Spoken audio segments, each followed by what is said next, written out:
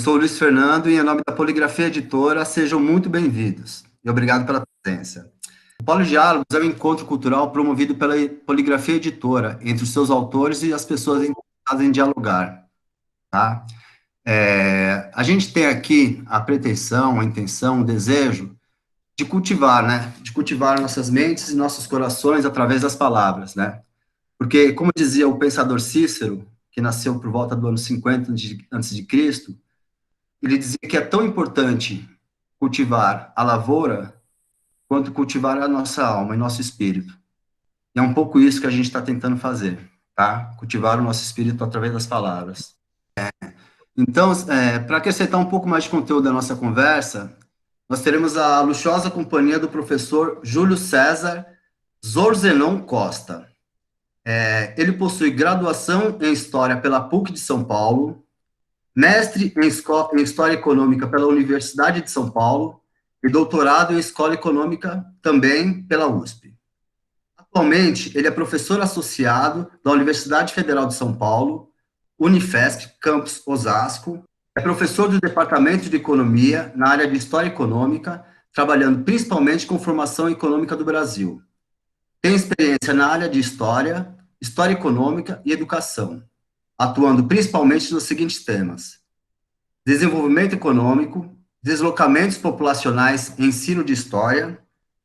Atualmente, ele tem participado de pesquisas relacionadas à industrialização brasileira no pós-1930 e os interesses estabelecidos nos processos migratórios entre as décadas de 1930 e 1950, vinculando os deslocamentos populacionais com oportunidades de negócios e os processos de acumulação de capital. Professor Júlio, seja bem-vindo e obrigado por aceitar o nosso convite. Obrigado. Boa noite a todos e todas. O livro Capital Suicida propõe um encontro, um olhar racional sobre a economia e o meio ambiente. O futuro do planeta é um assunto urgente. Precisa de um olhar atento, sério e criterioso por parte de todos. Ainda há solução, mas esta exige uma revalorização da cooperação social. Em meio a tantas polêmicas no país relacionadas ao meio ambiente, Flávio Taira faz um chamamento aos indivíduos sobre a responsabilidade que cada um de nós tem com o futuro da biodiversidade, da capacidade de suporte do planeta e da possibilidade de vida para as próximas gerações. Flávio Taira nasceu em Juquiá, interior de São Paulo, no Vale do Ribeira. Ele é economista e professor do Departamento de Ciências Econômicas da Escola Paulista de Política, Economia e Negócios, o EPEM, da Unifesp. Além de mestrado em Economia Política pela PUC São Paulo, doutorado em Ciências Sociais, também pela PUC São Paulo, com créditos e pesquisas na Universidade de Barcelona, na Espanha. Tem também pós-doutorado em Saúde Ambiental pela Faculdade de Saúde Pública da USP.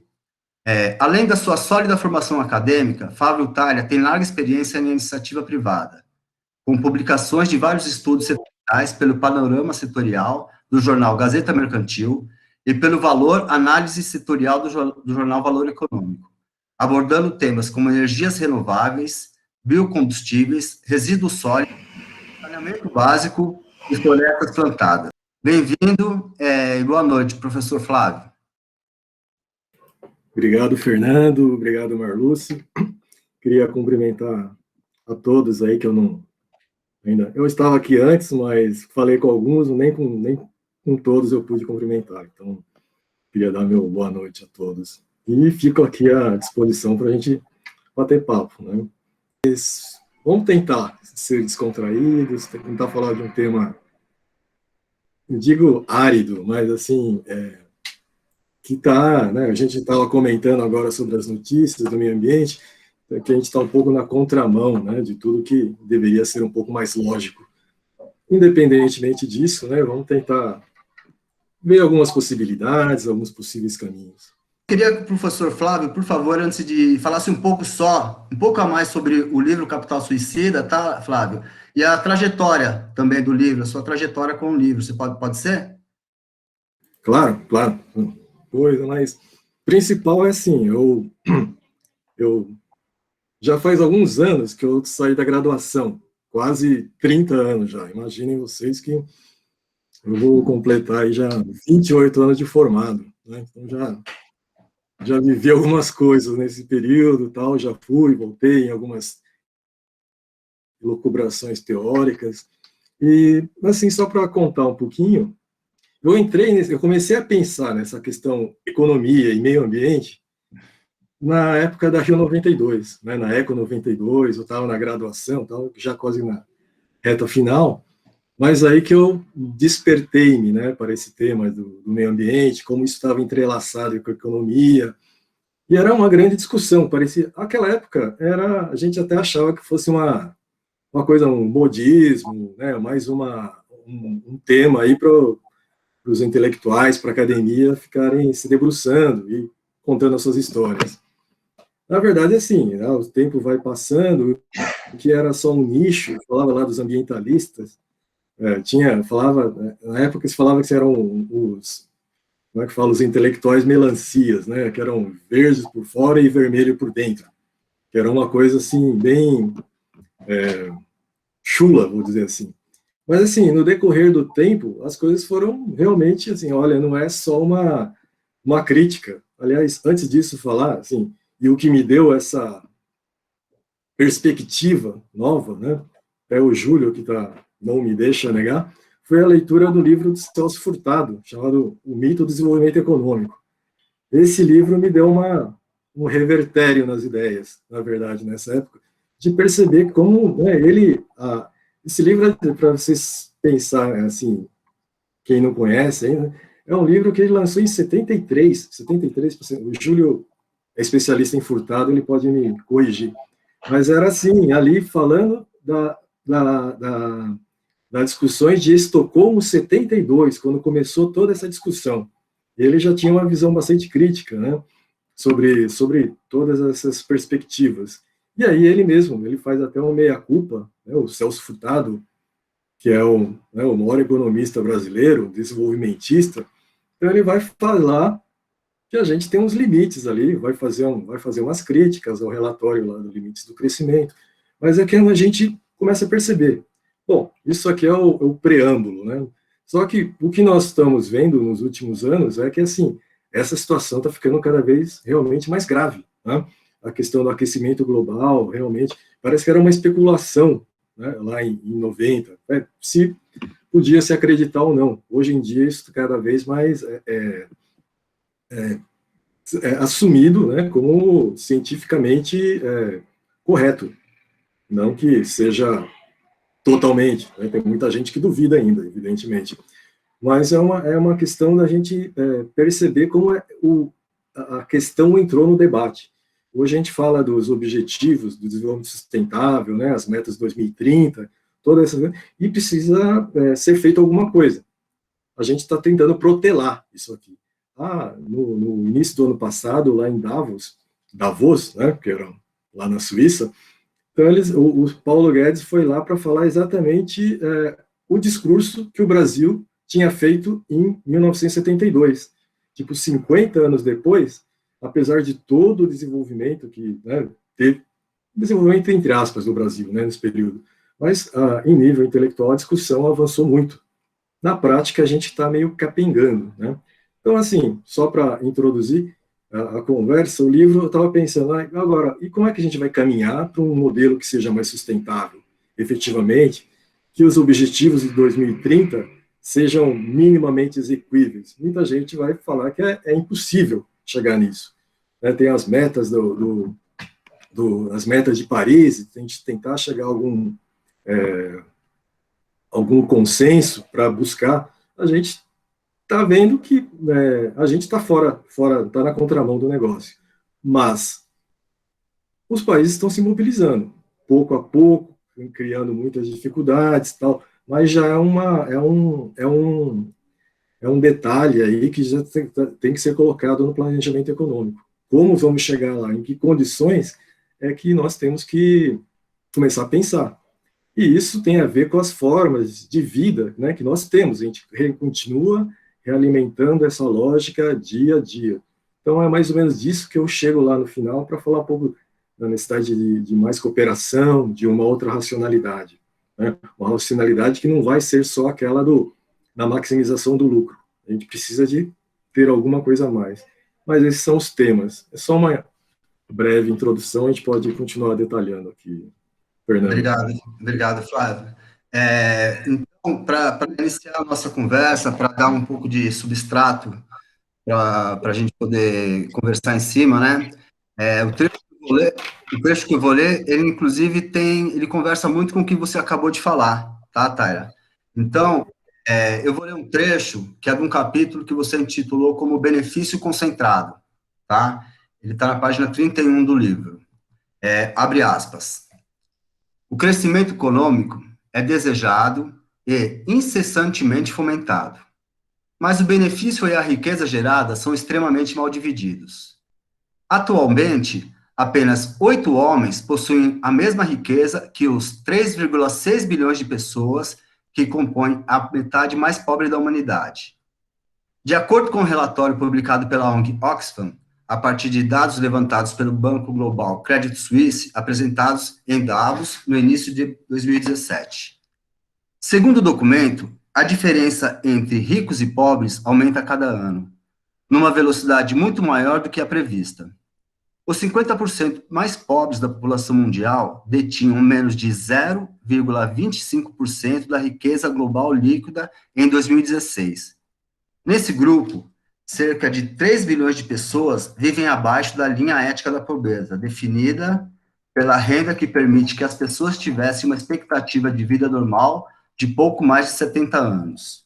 E, contrariando uma possível lógica propositiva de soluções a combatê-la, essa tendência de concentração de renda vem se incrementando ainda mais desde 2019, após a mega operação de salvamento dos bancos americanos, que expôs publicamente o mecanismo regulador concentrador de riquezas do país mais rico do mundo.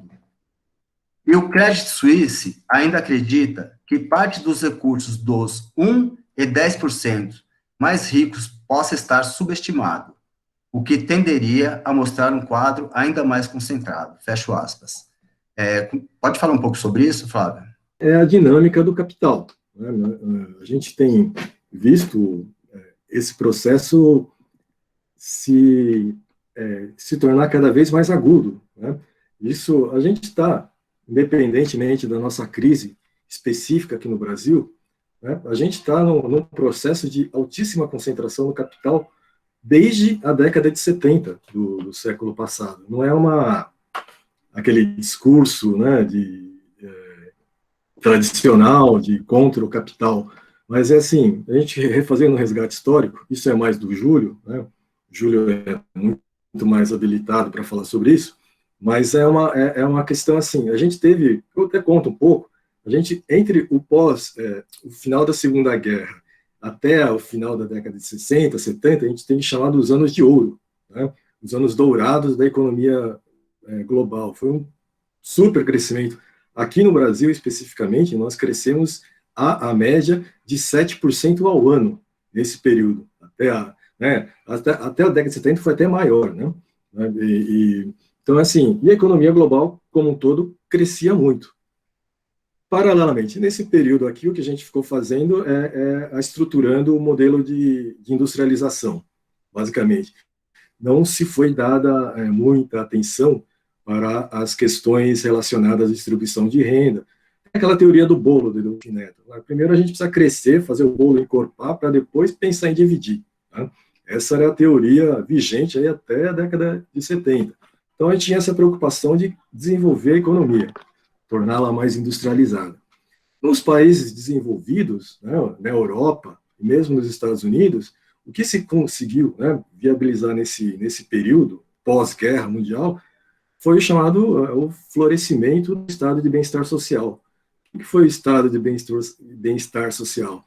Basicamente assim, olha, os trabalhadores, né, a mão de obra, eles começam a ter mais direitos, né, melhoram as condições salariais, melhoram os benefícios trabalhistas, e para isso, né, se tem uma maior participação do Estado.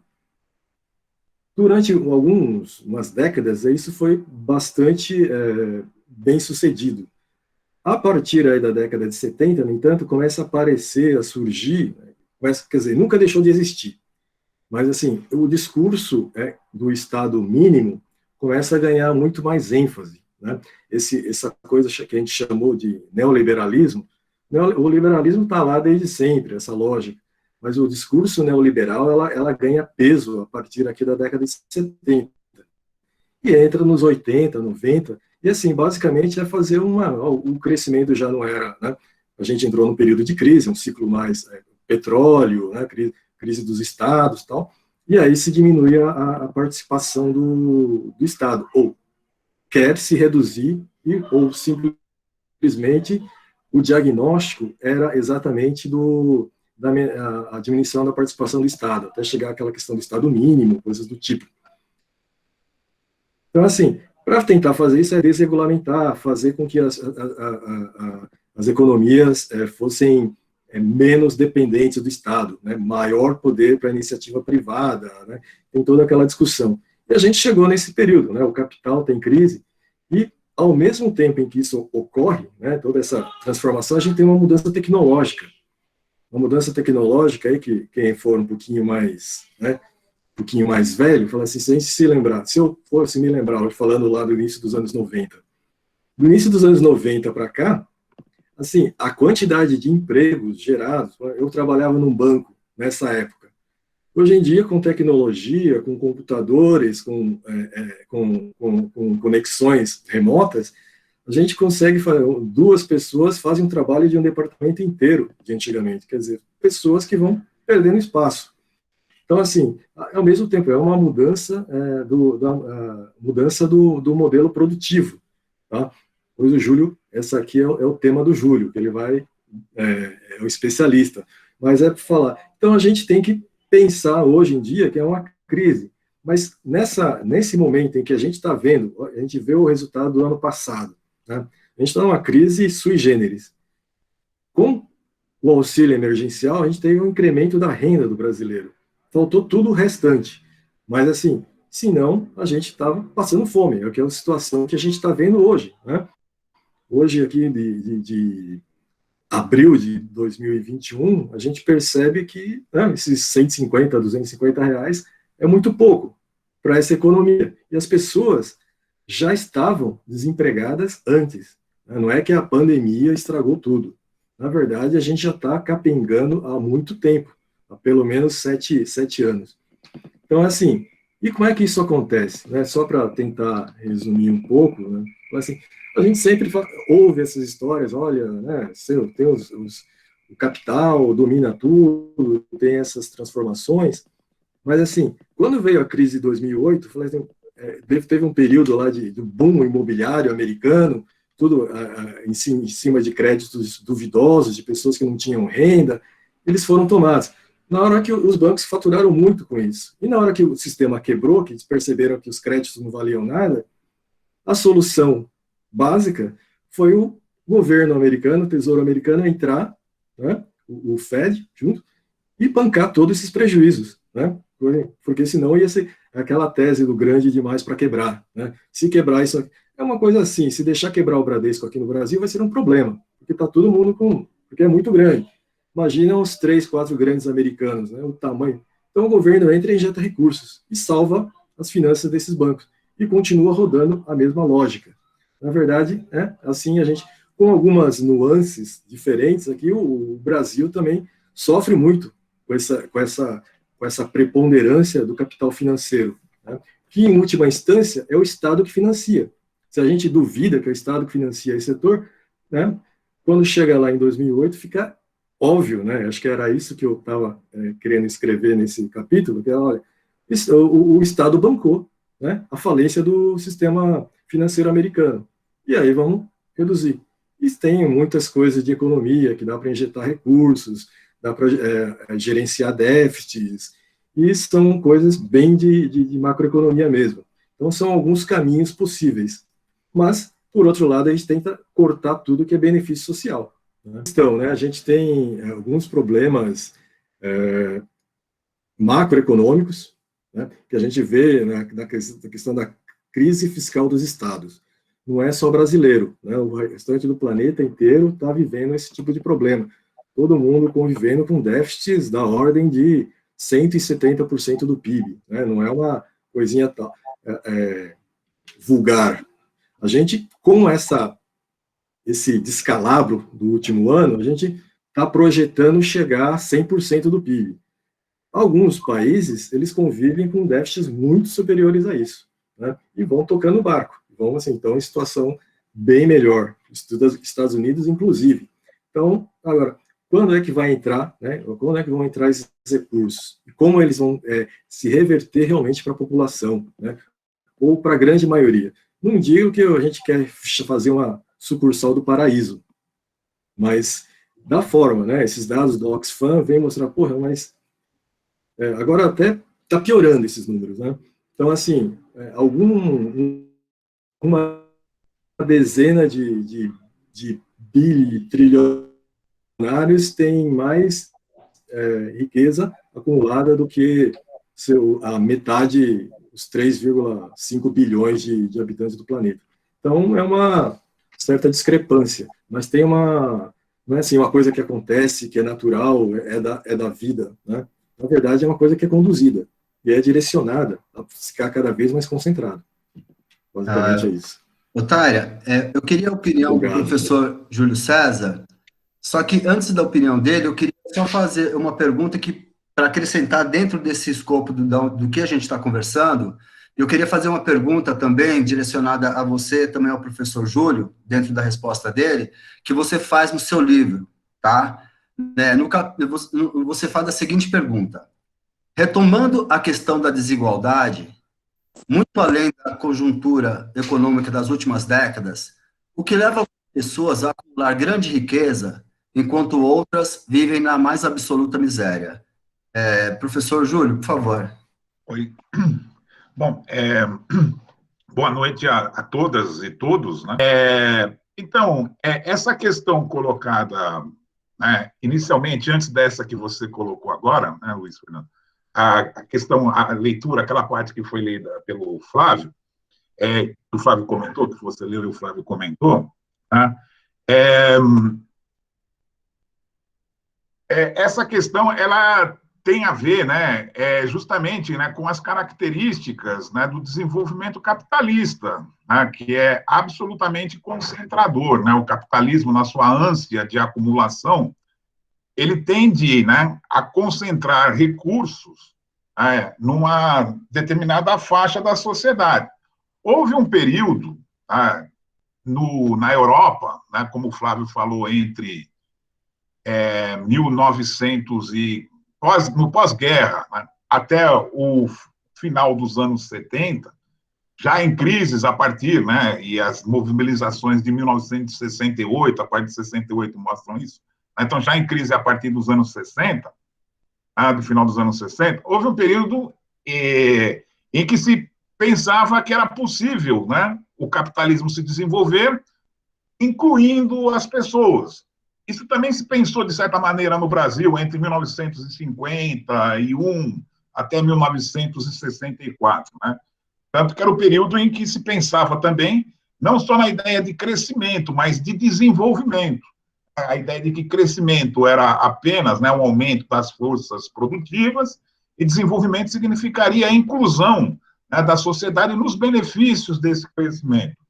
Então, não é à toa que o grande pensador desse período foi aquele que, de certa maneira, influenciou o Flávio, como falou, o Celso Furtado, que via uma diferença significativa entre crescimento e desenvolvimento, e que essa questão do desenvolvimento não estava presente na parte aí que naquela época do mundo se costumava chamar no mundo de terceiro mundo.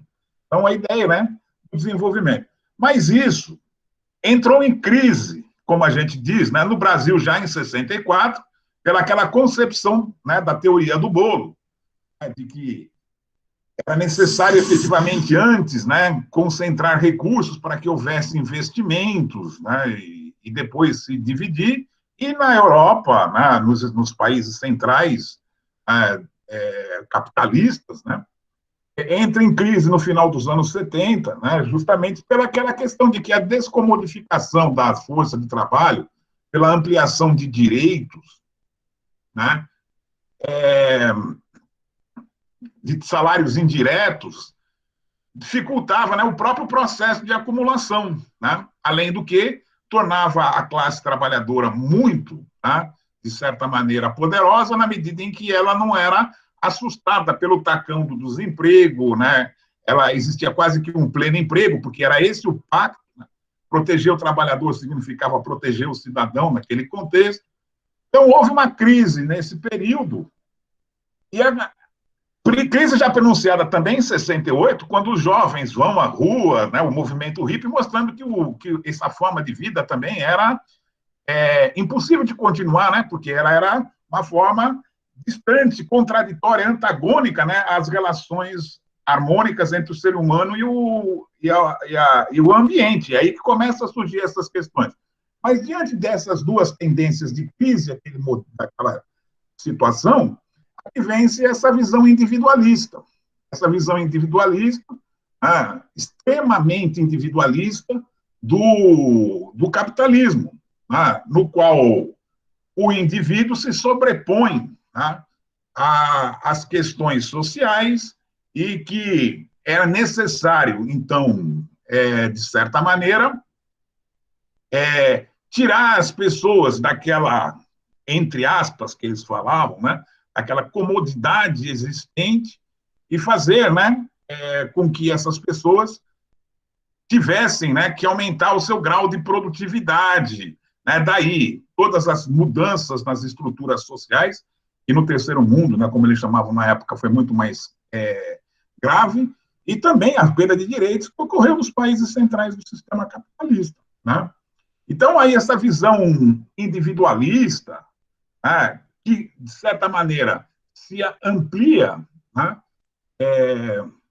amplia a ideia de acumulação, favorecida pelas transformações tecnológicas, levou à desigualdade que a gente tem, né, que é aquilo que o Flávio coloca no texto dele, muito de maneira bastante interessante, de que são os riscos internos, né, da sociedade, ou seja, essa sociedade, ela convivendo com esse grau de desigualdade, tá certo? Né? Ela tem, né, uma situação bastante explosiva, né? Então, e ainda é um outro elemento a pensar, porque toda aquela ideia de crescimento econômico e de desenvolvimento que a gente teve não significou benefícios, mas para a maior parte da sociedade significou o contrário, significou, né, aviltamento das suas condições de vida, o que se acelerou. Então, qual é o medo da gente mudar a forma de vida, né? Essa tendência, né, ao crescimento constante que usa os recursos naturais e que também, né, elimina os dejetos pelo planeta.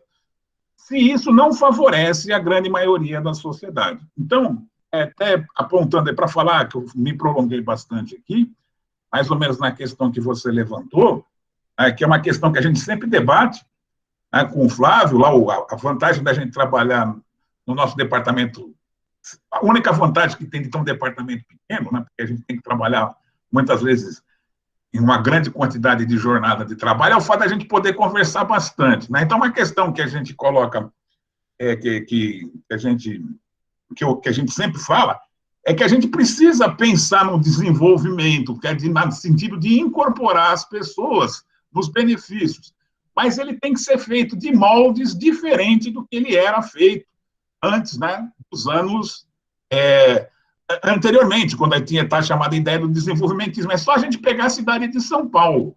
A cidade de São Paulo cresceu, ela é uma expressão daquele desenvolvimentismo, mas é uma cidade que convive com uma tremenda desigualdade, com uma poluição atmosférica e ambiental significativa, né?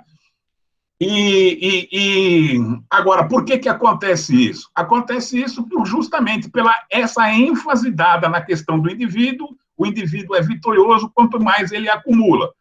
Como nunca a gente sabe se a gente acumulou bastante, a única forma de a gente acumular é saber se a gente é bem-sucedido é comparar com o outro. Então, quanto mais eu tiver em relação ao outro, dentro da visão dominante, melhor para mim. Então, é essa questão que leva os indivíduos sempre quererem acumular mais, né? E, por isso, não pensar na possibilidade de ter uma forma de organização societária, né, que possa incorporar gente que está fora desse, então daí talvez ainda um certo crescimento durante o desenvolvimento, mas em outros lugares do mundo, o mundo não precisa crescer mais, talvez, né, é esse tipo de situação. Desculpem se eu me prolonguei aqui, mas é que as questões são até, de certa maneira, um pouco complexas, né? Que isso, professor, obrigado. Só queria fazer aqui um comentário, que tem uma manifestação da Maristela Feldman, que ela diz: boa noite, um prazer participar desta conversa, que como sempre é uma aula. Uma pergunta para o Taira. A pandemia está impondo uma série de mudanças no modo de vida atual. Você acredita que outros problemas ambientais, desmatamento, aquecimento global, etc., também poderão impor mudanças para a sociedade global? Não sei se você vai entrar depois nesse assunto, quer responder agora, fica à vontade. Então, queria só pegar uma carona na fala do Júlio e tentando ser um pouco mais explícito, né, em relação ao que o Fernando tinha lido, né, do trecho do livro. Então, assim, uma coisa que a gente tem nessa ânsia, né, de acumulação, de tentar cada vez mais e fazer essa comparação com o vizinho, né? Então a gente fica sempre adotando esses parâmetros de, entre aspas, felicidade. É assim que nós seremos felizes.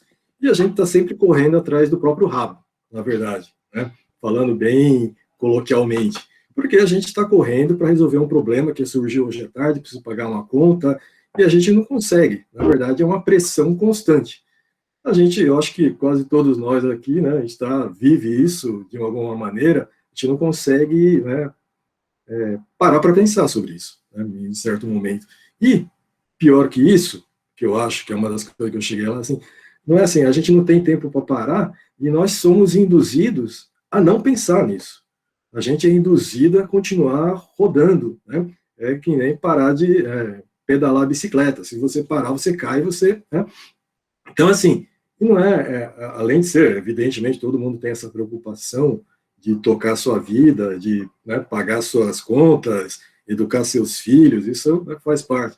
Agora, a gente está num ritmo tão acelerado que a gente não consegue parar, realmente, o que é preciso, o que é necessário, né, o que é uma boa condição de vida. Então, a gente está sempre buscando, mesmo quem tenha um bom nível de renda, está sempre, como eu falo, desesperado na busca dessa posição melhor. Essa é um lema do sistema. Agora, o que eu falava ali, assim, como é que as condições de partida, né? A gente, assim, bom, nós estamos aqui, somos classe média, né, tivemos aí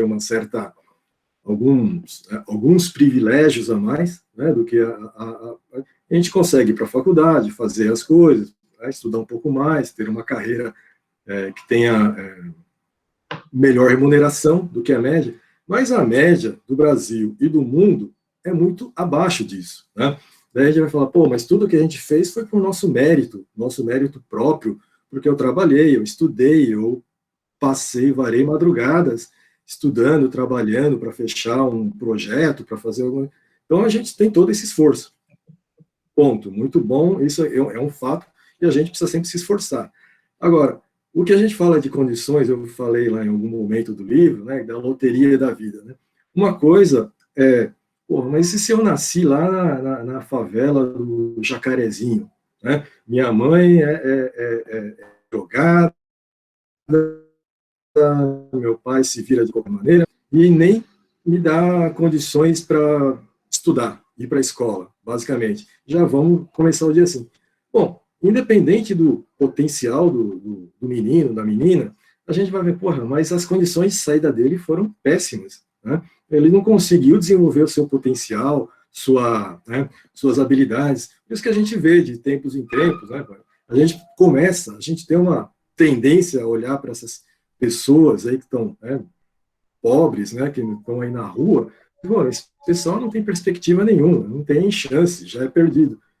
E daí, de repente, a gente descobre que, pô, tem uns caras que são super interessantes, podem fazer coisas interessantes, mas essas pessoas perdem as oportunidades, porque não estão qualificadas para fazer parte desse jogo. Então, assim, tem umas condições de partida que são desiguais, enquanto outros, né? E a gente vê que, assim, mas tem aquelas histórias, aquela menina saiu da favela e acabou em Harvard, era de uma família, a mãe era empregada doméstica e ela fez Princeton, uma coisa assim. Daí a gente vai ver isso aqui, estatisticamente, é uma quase impossibilidade, né? E quando a gente vai falar, e o discurso veja, o esforço pessoal te leva a isso tudo, né? A gente glorifica, sim, mas se a gente, nesse nosso trabalho, se a gente consegue trazer mais pessoas, né, ser mais inclusivo, dar algumas condições mínimas para que as pessoas possam desenvolver as suas capacidades, eu acho que é uma função do Estado. Né? Você não vai, é uma coisa que a gente tem que eu ainda acredito muito nisso. Agora, se o Estado trabalha na contramão disso, vai ficar bem difícil de sair dessa situação. Então, a gente precisa de alguns elementos a mais para que a gente não perca essas pessoas todas. Né? E aí, pessoas que podem... E as pessoas também têm que... Né? A gente precisa parar para pensar nisso. Né? Nós aqui, nós temos condições melhores, né? A gente parar um pouquinho, a gente pensar o que a gente faz, como a gente convive com as pessoas, como a gente entende essas pessoas que estão aí na rua. São coisinhas assim que não é só meritocracia, que é a palavra da moda. Né? Meritocracia, sim, mas até um pontinho. Depois a coisa fica mais complicada. Né? Eu acho que precisa de algum apoio, além do esforço, né, próprio. Tal. Não desmerecendo, evidentemente, a capacidade, né, o esforço das pessoas. Só que as condições de partida são desiguais. Depois eu falo, acho que o Fernando vai falar um pouco mais dessas questões. Tyler, eu só queria... Marluce, a pergunta da Gisele tem um final que ele... Gisele, José Cláudio. José Cláudio, perdão, José. Que ele pergunta para você se você acredita que os outros problemas ambientais, como desmatamento, aquecimento global, também poderão impor mudanças para a sociedade global. Eu falo isso também, Tyler, também para o professor Júlio, que, assim, tem uma certa perversidade dentro de tudo isso que a gente está conversando, porque no início do seu livro você cita o romancista Émile Zola, né, do século XIX, e aquelas condições degradantes de trabalho que as pessoas viviam. E hoje a gente tem uma coisa que, no meu ponto de vista, é um pouco perverso, no sentido de aquela coisa do que todo mundo é empreendedor, né? Eu estou falando da uberização do trabalho. O cara pedala durante 20 horas e a gente mas ele é convencido de que ele é empreendedor, né? Então, eu queria juntar, junto com essa pergunta do José, essa minha colocação. Eu queria, por favor, se você e o professor Júlio poderiam falar um pouco sobre isso também, aí depois a Marluce retoma, pode ser? Não, né? Uma das grandes questões, né, que nós vivemos é justamente o seguinte aspecto. As condições dos trabalhadores na sociedade, né, pós-revolução, antes mesmo, né, as condições dos trabalhadores sempre foram muito cruéis, desde que os seres humanos, ao começarem a produzir excedente e distribuir desigualmente esse excedente, criaram relações de trabalho, né, hierárquicas. Então, nós tivemos o escravismo, a servidão, né, e por aí. Mesmo no capitalismo, onde, teoricamente, nós somos livres para vender, né, a nossa força de trabalho, as condições de trabalho foram muito penosas. Né? Basta a gente dizer, né, ver as condições no início da Revolução Industrial. Então, as condições elas sempre foram sendo penosas. Mesmo, né, durante o chamado dos 30 anos gloriosos, as condições do trabalhador também eram condições de trabalhador que exercia o trabalho extremamente dividido, fragmentado, controlado o tempo inteiro na linha de montagem. Até por isso, né, e que diz que esse trabalhador era uma figura que não percebia a sua produção como um todo, era um alienado, né? Ele era produtivo, né, e era reprimido. Então, mesmo quando a sua condição de vida material melhorou, ele levou essa condição de vida, muitas vezes, para o consumo exagerado, né? E não para outras possibilidades. Então, a ideia do descartável, a crítica, né, que o Marcuse fazia lá, chamado homem unidimensional. Então, quando a gente passou por a revolução técnico-científica, de certa maneira foi permitindo que alguns trabalhos penosos, até mesmo degradantes, pudessem ser substituídos, era, né, de certa maneira, plausível que nós pensássemos que as pessoas poderiam se beneficiar disso. Mas o que começou a acontecer? A manutenção, tem até uma pergunta aí sobre as relações de propriedade. Das relações de propriedade tal qual são, fizeram com que essas pessoas deixassem de ser remuneradas, perdessem o emprego e fossem para a condição, né, se não da precariedade, próxima nessa situação. Tá? Então, como a gente vive numa sociedade que a pessoa sobreviver, ela precisa comprar mercadorias, se a pessoa não vende a sua força de trabalho, ela tem que arranjar um jeito de conseguir recursos para comprar. Então, nesse sentido, o que acontece? Ao invés da gente pensar, né, por isso também, né, sempre referindo à ideia que o Flávio desenvolve no texto dele, uma sociedade alternativa de cooperação, em que a gente possa reduzir a jornada, vamos dizer, de trabalho, para que todos possam trabalhar mais, né, sem reduzir os ganhos e as possibilidades das pessoas, a gente criou uma sociedade, né, em que uma quantidade enorme de pessoas tem que ser colocadas, né, na exclusão, e ainda essa exclusão permitindo a diminuição de direitos daquelas que se continuam empregadas. Então, qual é a forma, né, ideológica de tentar impedir qualquer maior exacerbação social, maior conflito social? A forma ideológica é falar que as pessoas agora elas têm uma capacidade individual de se inserir, de empreender. Então, qualquer iniciativa, né, em que a pessoa parece estar sem, né, a presença direta de um chefe, de um patrão, colocam essas pessoas em condições de empreendedorismo. Mas isso, né, é muito ruim, é muito grave. É só, né, mais recentemente, aí, o filme do Ken Loach, né, Você Não Estava Aqui, né, mostra isso muito bem. Esse empreendedorismo que não é uma outra forma, né, parece que é uma libertação individual, mas é uma outra forma de escravização e de ampliação, né, nessa sociedade que nós estamos vivendo de profunda desigualdade. Né? Então, é um modelo desigual que se alimenta, inclusive, através dessa ideologia, muito próxima dessa que o Flávio estava falando anteriormente. Né? Ok, professor. Só uma perguntinha. Se você não está aqui, seria aquele filme Daniel Blake, é esse? Blake? Não, esse do Daniel Blake é aquela questão da Seguridade Social. Esse é o mais recente, que ele vai trabalhar como entregador de... Né, é um pouco desse assunto. De comércio eletrônico. Ele compra uma van lá para fazer a entrega. Obrigado, professor. Flávio, você quer arrematar? Obrigado, professor. É mais ou menos o que a gente está vivendo, né? Na verdade, é aquela coisa assim, é cada um por si, vamos se virar do jeito que dá, né? E conseguir, e tentando fazer das tripas coração, né? Dentro dessa situação que é estrutural. Na verdade, a gente já vem vivendo isso e cada vez mais essa situação se aprofunda. A gente fala, a gente agora na pandemia, a gente vê todos esses entregadores aqui em São Paulo, né? Acho que o Zé Cláudio estão fora de São Paulo, né?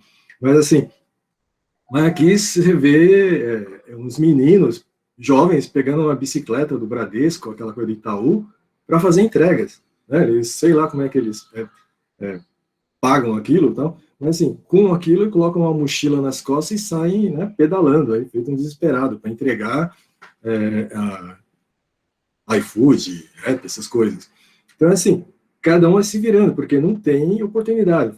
A gente está meio desesperançado. Não está pensando tanto, né, analisando muito profundamente. Eu acho que aí a gente vê todo esse ressentimento que paira sobre o planeta.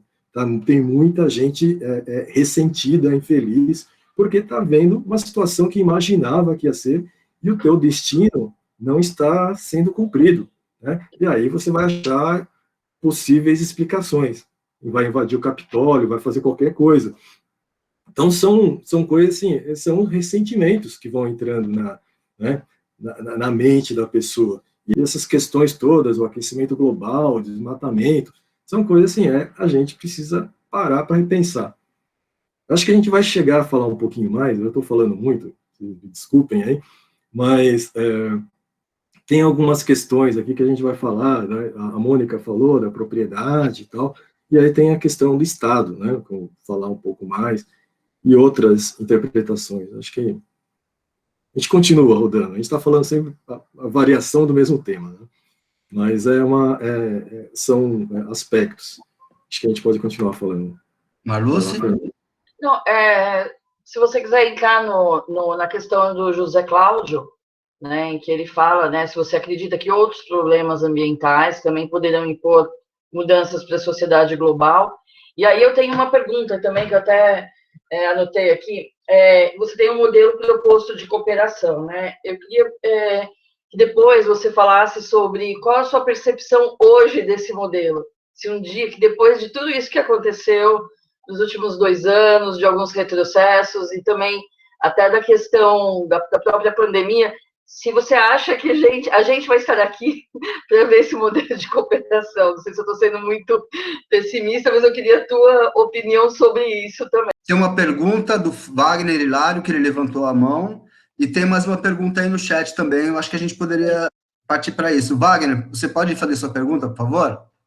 Ela vai ao encontro da do José, que ele colocou a respeito da pandemia. Existe um dado da OMS, que saiu recentemente, que 70% das doenças, epidemias, até pandemias, são causadas pela relação predatória do homem com a natureza.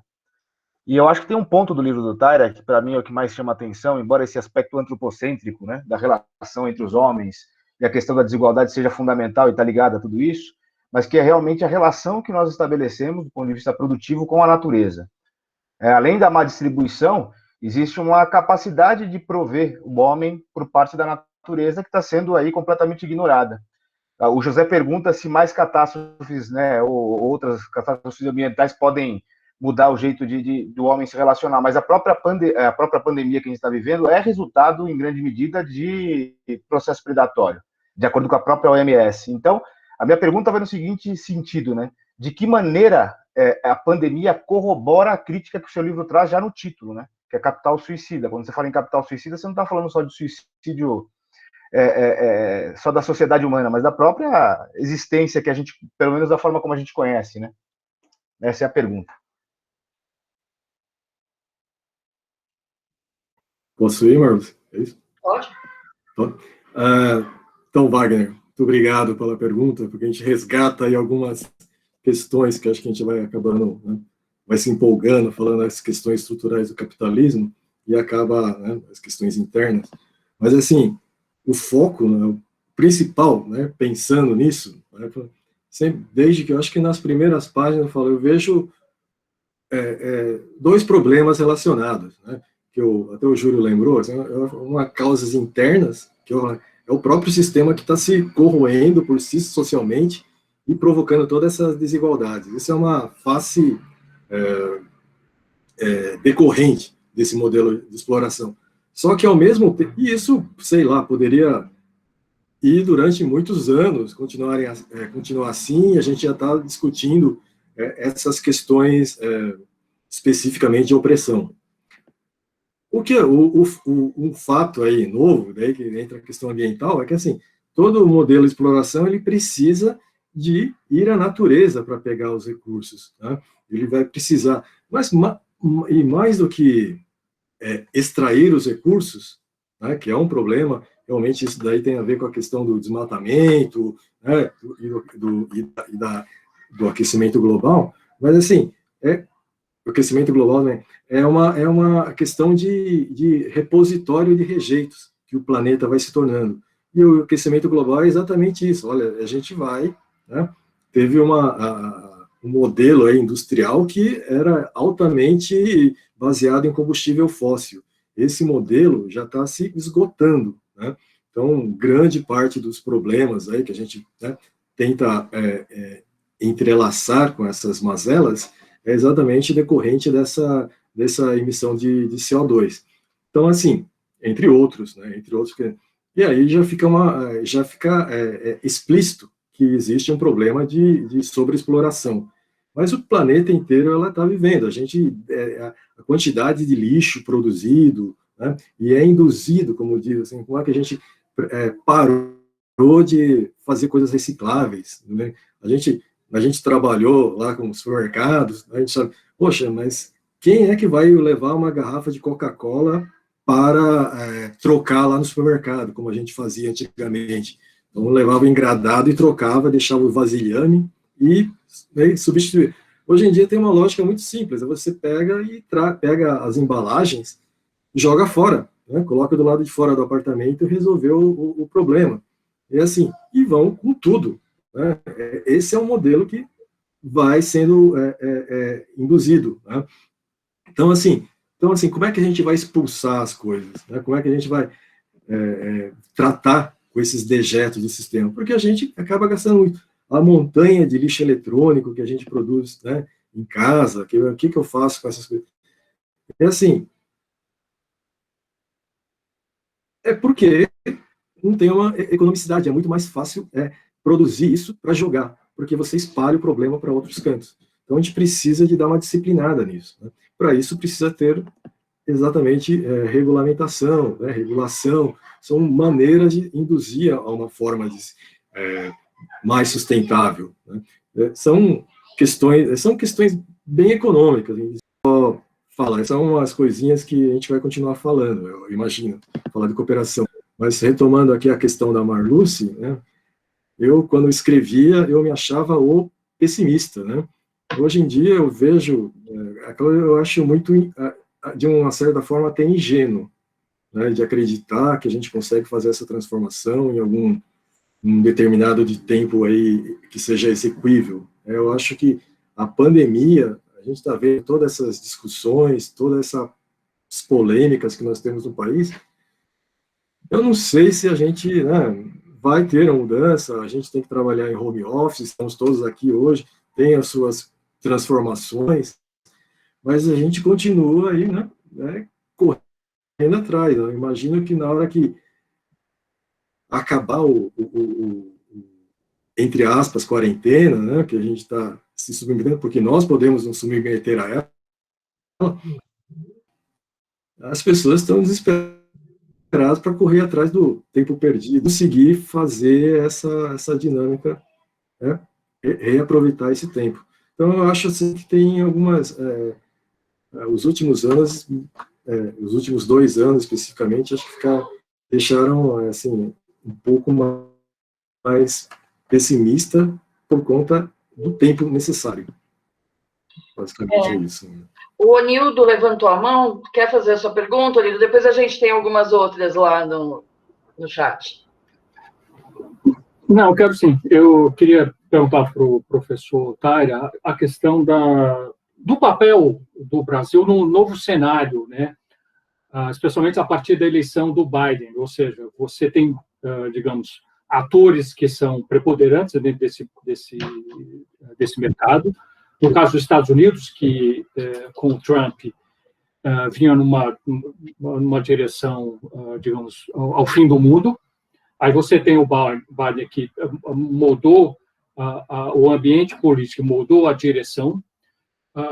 Você tem um cenário onde as cadeias de valor elas vão passar por essa economia renovável, né? Então você tem a questão do carro elétrico, você tem investimentos em energia renovável. Aí eu queria saber qual o papel do Brasil nesse cenário. Como que o Brasil, que inclusive sempre foi um ator importante e que nesse, digamos, desgoverno passou a ser uma pária nessa questão, como que se avalia em termos de perspectivas? Pô, Nildo, essa é difícil, né? A gente vai falar de uma situação dessa, essa é uma bela provocação, né? Olha, assim, eu acho que tem a gente, depois, né, do ex-governante americano, a gente tem o Biden, pô, parece que a gente está num paraíso, né? Parece que a gente chegou ao mundo da sensatez. Os interesses continuam colocados, né? O que cada que os países vão, como eles vão participar nossa nova dinâmica global, mas continua imprimindo uma mesma lógica. É evidente que, comparado ao anterior, que é, como é que fala, a referência mora aqui do nosso atual, qualquer coisa hoje, se vier, já é uma evidente melhora. Mas as coisas continuam, a lógica continua, quem coloca eles lá dentro. E assim, eu acho que está ficando, como eu disse, está ficando quase que inescapável, né? Assim, você precisa caminhar para uma lógica mais sustentável, porque, né, são objetivos globais. Agora, a gente está correndo desde 97, todas aquelas discussões do protocolo de Kyoto, de como implementá-lo, né, torná-lo prático, e assim, as dificuldades para implementá-los foram muito grandes. E assim, e ainda tem um certo núcleo aí de empresas tal, que ainda vai resistir durante um bom tempo, né? Eles não querem que mude esse cenário. A tendência é realmente passar para uma economia mais renovável, né? O carro elétrico, acho que já daqui a 10 anos, acho que vai ser bem mais popular isso, de repente até menos. Mas assim, o que a gente tem que, uma coisa que eu tento discutir, assim, a gente pode ser fontes de energia mais limpas, mas se a gente continuar, né, nesse ritmo de se encher de coisas, de se encher de eletrodomésticos dentro de casa, de querer fazer viagem para o Tahiti, para alguns lugares, né, desse tipo, né, se a gente continuar com esses ideais, a gente não vai, né, mudar muita coisa, a gente vai mudar a forma de... E aí, né, esse é um problema, esse do CO2. Agora, os dejetos, outros, continuam todos, né, aí na pauta. Quer dizer, a gente precisa mudar um pouco mais, né? O Júlio falou que tem um modelo alternativo, né? Na verdade, assim, é um modelo assim, vamos nos conscientizar dessas dificuldades que a gente está vivendo. O mundo não vai acabar, evidentemente. A gente sabe, se a gente olhar em bilhões e bilhões de anos, como diria o Carl Sagan, que depois a gente vai ter até uma situação, tem alguns períodos que fica mais grave e tal, o mundo passa por algumas transformações, mas sim, só que é um período de milhares, milhões, bilhões de anos. A gente está fazendo uma transformação muito rápida. Essa questão dessa rapidez, né, para a gente chegar num cenário muito ruim, é que me deixa um pouco preocupado, na verdade. Né? Porque, assim, a gente está pensando, a gente precisa fazer coisas muito importantes nos próximos 20 anos. Né? E a gente precisa, né, não é só simplesmente energia, a gente tem que mudar algumas concepções aí de relações, né, de relações humanas, relações com a natureza, e o que isso representa na nossa vida. Eu não digo nem no longo prazo, né, é um médio prazo já. Eu queria só, para aprofundar um pouco nessa sua resposta, desculpa, Marilce, na pergunta, eu queria perguntar para o professor Júlio, ele como historiador, né, na perspectiva dele como historiador, acompanhando o Brasil desde a época que ele acompanha, né, e vendo esse momento agora, como ele complementaria essa sua resposta? Pelo que eu entendi, a pergunta do nosso amigo, era uma coisa pontual, né, desse momento que a gente está vivendo. Eu queria que o professor Júlio, como historiador, nos desse a visão dele também, por favor. Bom, então, o Brasil, né, ele tem uma característica histórica que, em parte, é semelhante à dos Estados Unidos, ou seja, ele é resultado de um processo de expansão da sociedade capitalista. Né? Então, ele nasceu marcado lá pelo signo da expansão. E ele, né, até por ter essa característica de ter originado historicamente aí, ele é um país em que essa questão da expansão, da conquista, da ideia de conquista, de incorporação, né, de novas áreas ao desenvolvimento capitalista é muito presente. E a ideia de conquista é sempre uma ideia de violência, porque você vai se apropriar de terras, né, de recursos e até mesmo de pessoas que habitam nas regiões onde você se expande. Tanto que, quando o capitalismo se expande, as regiões quando ele está espantando, ele, de certa maneira, reestabelece relações de trabalho que são muito complicadas. A gente sempre ouviu falar, por exemplo, que nas áreas de expansão da fronteira econômica no Brasil, nós temos formas análogas à escravidão. Isso é uma característica também presente nos Estados Unidos, né? Tanto que os dois países, eles se enxergam muito mais como um território do que como uma sociedade. Então, essa é a perspectiva atual que domina o Brasil. Essa é o Ricardo Salles. A ideia de se expandir, tá certo? De ocupar, não vai ter quilombola, não vai ter índio, porque são situações tradicionais. Vamos trazer ele para a benesse da vida do homem branco, né? Essa é a perspectiva.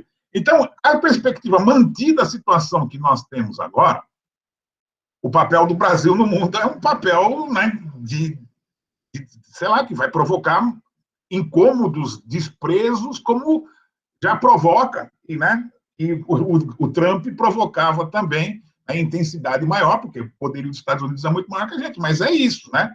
É essa questão aí de que nós estamos hoje sendo... Agora, o Brasil tem perspectiva de se inserir dentro de uma perspectiva renovada de desenvolvimento. Uma das grandes problemáticas dos países, né, chamados subdesenvolvidos, uma das características, desculpe, né, é o fato de eles se situarem em espaços em que eles se encontram favoráveis a novas formas de energia, tá certo? Né? São as chamadas energias limpas. Então, nisso o Brasil pode contribuir bastante, tá? Energia solar, temos condições, energia eólica, tá? Então, se a gente pensar, a chamada revolução técnico-científica que o Flávio estava falando no começo, que aparece forte aqui no Brasil no início dos anos 90, nos outros países, né, os países centrais um pouco antes, revolução técnico-científica que tinha, além da questão da automação, da informatização, além da chamada revolução biológica, molecular, né, tinha a revolução energética também, certo? Então, nós temos essa possibilidade de se inserir. Mas isso é numa outra perspectiva, né? Porque, inclusive, essas formas de energia, elas tendem, né, a estabelecer outras formas também, né, de produção, de distribuição, e também, né, a gente não tem recebido os investimentos que temos aqui. O Brasil também pode contribuir de outra maneira, né, na medida também em que ele, né, restabeleça, né, uma outra perspectiva, né, de um desenvolvimento mais inclusivo, que é uma questão que não está sendo incorporada para aqueles que administram o Estado brasileiro, mas é uma questão bastante presente na sociedade brasileira. Se a gente imaginar que a sociedade brasileira, pelas mudanças que ela passou nos últimos anos, né, através de políticas de inclusão, ou mesmo, né, de mobilização da sociedade, né, em que a diversidade fosse mais respeitada, tal, isso são contributos aí que o Brasil pode estabelecer, sim, né, dentro dessa ordem mundial, certo? Uma perspectiva boa, não como está ocorrendo hoje, né, porque aí, nessa tocada aqui, a gente vai ver só a expansão mesmo, né? Tá? Então, além do que, né, o Brasil é um país dotado, né, e a América Latina como um todo, né, de uma série de outros recursos importantes aí também, né, para a gente pensar, né, outras formas de desenvolvimento. Clarice, que bom tê-la aqui. Muito tempo que a gente não se vê. Ela faz uma pergunta para o Taira, né, muito pontual, principalmente, acho que para São Paulo, né, que vem sendo uma questão bem discutida nos últimos dias, né, mas, enfim, ela faz uma colocação que o capital é suicida e homicida. O homem se mata por ele, faço referência à degradação ambiental, e é assassinado por ele pela ganância. Acompanhamos diariamente o número de mortos pela Covid, e acende um sinal de alerta. Os cemitérios, pessoas sendo enterradas em grande escala, resulta numa grande quantidade de necrochorume, que pode contaminar o lençol freático e refletir na água que o homem bebe. A adoção de cremação neste momento aumentará o problema no efeito estufa? O que fazer? Mas como eu não sou engenheiro e coisa assim para tentar fazer esse tipo de dimensionamento, mas eu imagino que, apesar de tudo, a gente tem assim, olha, vai afetar em algumas regiões que vai afetar o lençol freático numa escala muito grande, tal. Por exemplo, lá na minha cidade, já citada aqui, em Juquiá, fala assim, pô, mas é assim, eles têm lá seus mortos, que são em número de 40 para uma população de 16 mil pessoas, é bastante gente, né? Então vai afetando. Então eles vão colocando assim e estão espalhados aqui pelo planeta. Aí pode afetar. Eu acho que isso não chega a afetar. Aqui em São Paulo também, né? A gente tem um número estrondoso, mas eu não imagino assim que, olha, vai provocar uma calamidade desse tipo. Sinceramente, posso estar redondamente enganado, né? Estou sendo muito otimista quanto a isso. Mas eu acho que não é uma, assim, frente à gama de problemas. Aí vamos citar assim, que a gente tem em termos de contaminação de lençol freático, né? Os lixos que são jogados nos canais, canais, nos córregos e rios. Então é uma escala muito maior, né? Que a gente tem. São problemas que realmente estão aí colocados, que a gente não está tratando adequadamente. E falar, olha, porque vão criar forno de cremação. Olha, frente à emissão de poluentes atmosféricos que a gente já lança todo dia, que lá na China, que a Clarissa até fala aqui, né? Eles continuam crescendo. Vocês lembram-se como é que lá em Pequim tiveram que fazer parar a atividade para melhorar a qualidade do ar, senão ficava irrespirável naquela época, porque é uma coisa maluca, né? Assim, é uma emissão gigantesca, isso está no planeta inteiro. Quer dizer, isso tudo falando, estou minimizando que não é um problema sério, essa quantidade enorme de corpos, mas assim, frente ao problema que já está colocado, né, eu não sei, são questões aí para a gente dimensionar melhor. E a Clarice também fez uma pergunta direcionada ao professor Júlio, né? Que a China é um grande parque industrial e foi o único país a registrar um resultado positivo no PIB. Nós estamos passando por um processo de desindustrialização e o número de desempregados só cresce. Nessa relação, desindustrialização e níveis altos de desemprego, como você vê uma saída que não seja precária para o trabalhador brasileiro e um crescimento econômico?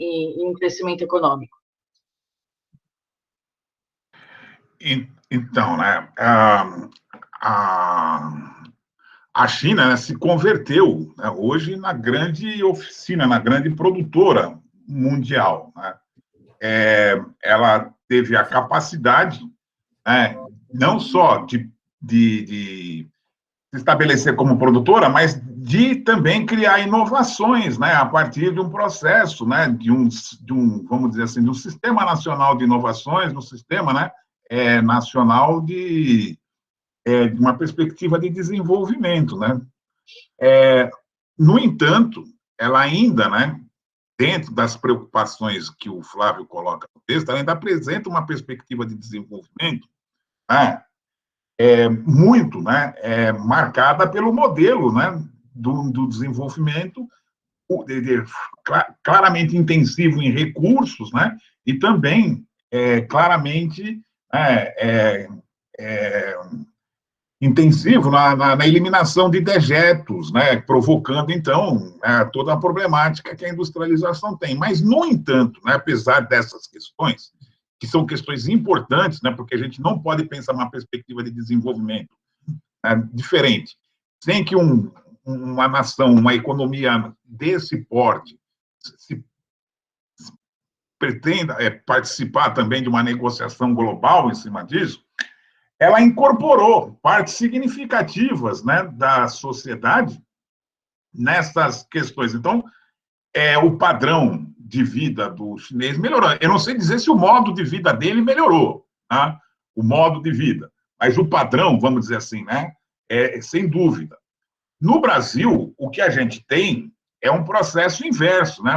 O Brasil, que era considerado ali um país que tinha a possibilidade, né, de representar uma nova modalidade de desenvolvimento que incluía pessoas, isso nos anos 50, né? Se a gente pegar lá o período final dos anos 50, o otimismo existente no Brasil, né? Era aquela perspectiva de que o Brasil efetivamente poderia ser uma nova experiência. A famosa frase, né, do Darcy Ribeiro, a construção de uma civilização original nos trópicos.